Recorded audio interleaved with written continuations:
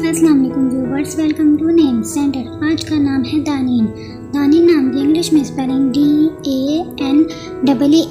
दानीन नाम का शुमार लड़कियों के नामों में होता है। दानीन नाम की इब्तिदाई तारीख उर्दू ज़ुबान से निकलती है। दानीन नाम का मतलब शहजादी, रानी और शाह बेगम है। दानीन नाम में 5 हरूफ और एक लफ्ज़ है। दानीन नाम के अफराद के लिए खुशकिस्मत नंबर 7 माना जाता है। दानीन नाम का बुर्ज मश्तरी और सितारे का नाम हूद है। दानीन नाम के अफराद के लिए बेहतरीन दिनों में जुम्मा और सोमवार शामिल है। दानीन नाम के अफराद के लिए बेहतरीन रंगों में नीला और सब्ज़ शामिल है, जबकि बेहतरीन फूलों में सुर्ख गुलाब और गुले यास्मीन शामिल है।